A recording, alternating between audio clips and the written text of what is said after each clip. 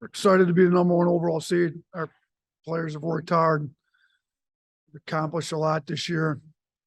I couldn't be more proud of them for what they've been able to do. And we got rewarded with it. It's going to be great to play in Birmingham. We need to put it out there that we need that place packed full of Alabama fans. That's part of the rewards of having a great regular season. We get to play, should be essentially a home game in Birmingham for the first two rounds. So let's make sure we pump that up. Let's get the arena filled with Alabama fans. And obviously I haven't seen Corpus Christi or SEMO play. We're going to be prepping for them on a ride home tomorrow. We'll also got staff working ahead for the Maryland, West Virginia game. A lot of different styles of basketball being played. It's not easy to make it to the second round, Sweet 16. One of our players, after the bracket was revealed, said to me, I thought we were the number one overall seed. I said, we are. I said, what do you mean? Shoot, those are some really good teams. I said, yeah, it's the NCAA tournament. They're all good teams. So, we've got some work cut out ahead of us, but our players played well. They got focused on the task at hand this weekend, did a great job. So looking forward to getting on that bus and making the trip back to Tuscaloosa. It'll be a lot more fun now that we won this thing. Start with Ryan Hennessy. Coach, to be in Birmingham, and just huge for the whole state. It's like a home game. You guys had Gonzaga earlier there. It was pretty much like a home game. What's the message? I know you said the message is dancing. How excited are you? Just kind of reiterate that with legacies. Yeah, I think it's great. I think it's great that Birmingham was able to get the NCAA tournament. I think it's great that we were able to have the year that we had when it's in Birmingham. We're the number one overall seed playing in Birmingham. The arena was packed with Alabama fans, when it was the Gonzaga game. Hopefully we play a lot better these first two rounds than we did against Gonzaga, but I think we'll take care of, our end of that if we can get the fans to pack the place out and get us going. We got to play a really good defensive game these first two rounds. Mike Rodak.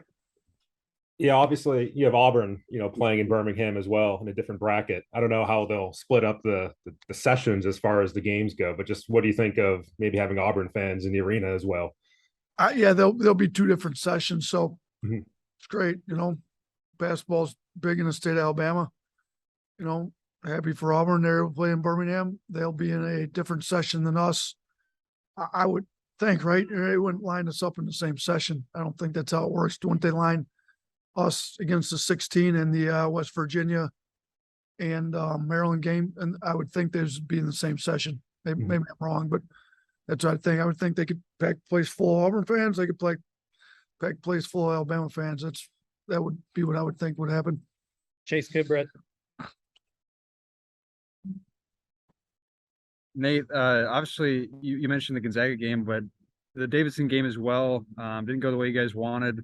Why do you think Birmingham has been a little bit of a tough place to play for Alabama, for you guys, and even in some recent history? Yeah, I don't know that it's Birmingham. I'm going to be honest with you. Davidson's not a team you want to prep for on a one-day prep. That was COVID. Colorado State was supposed to be the opponent. We had to scramble and find somebody. Davidson did us a favor, came to play it because we need to play that game. And that's definitely not a team I would ever choose to play on a one-day prep. Gonzaga is a really good team. I mean, they're one of the best offensive teams in Canada. Might be number one in the country offensive efficiency. And we just didn't bring it on the defensive end that day. So, I don't want to make too much of the fact both those games are in Birmingham. I don't think that had anything to do with it.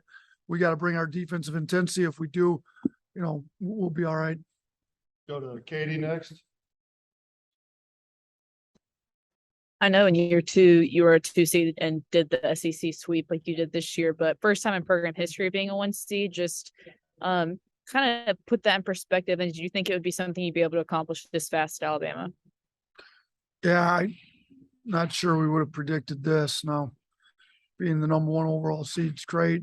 It says what an unbelievable regular season we've had. You still got to go win the games. Getting the number 1 overall seed doesn't guarantee anything. We've got to get refocused, play well. We're fortunate enough. We've got 6 games left in the season, but shoot, we could have one. Got anywhere between 1 and 6. But yeah, I do think it shows the quality of players we've been able to get in. I mean, no coach is good enough coach to, win without really talented players. Like we've got arguably the best player in the country, and Brandon Miller. He's the best college prospect as far as NBA talent goes. You line that up with some other really good guys. Quinterly's playing as good as any point guard in the country right now. Bediako's maybe the best rim protector in the country. Mark Sears has been great for us all year. I thought Ryland came in, played well with Noah Clowney's. I mean, you kind of go down the list. We've got really, really talented players that are playing well and playing together, and you can kind of see their love for each other. The chemistry's great. Even some of the guys that haven't played that much, their attitudes are unbelievable in this thing. And, we've been able to win a lot of games. So proud of our guys, proud of what we've been able to build here over the 4 years, but we've got a lot of work left in front of us these next 3 weeks. Last one for Coach Johnny. Hey, Coach.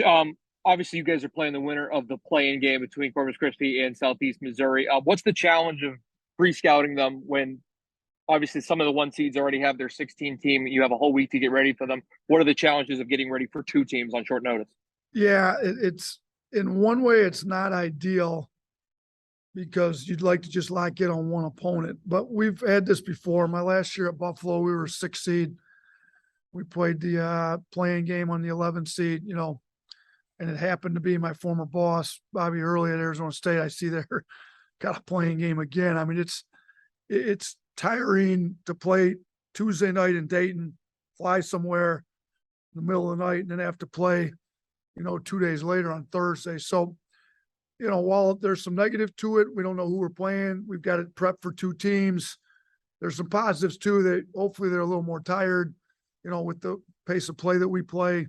That should play to our advantage. So we've got a good group of staff that we can get prepped for. Really, we got to get prepped for 4 games. I mean, we got to get those 2, and then we got to get West Virginia and Maryland. So we'll be on top of it. If you guys let me off the Zoom, I could get started working on this thing. But appreciate you guys. Roll Tide. Appreciate you guys' coverage of us all year. Look forward to seeing you in Birmingham.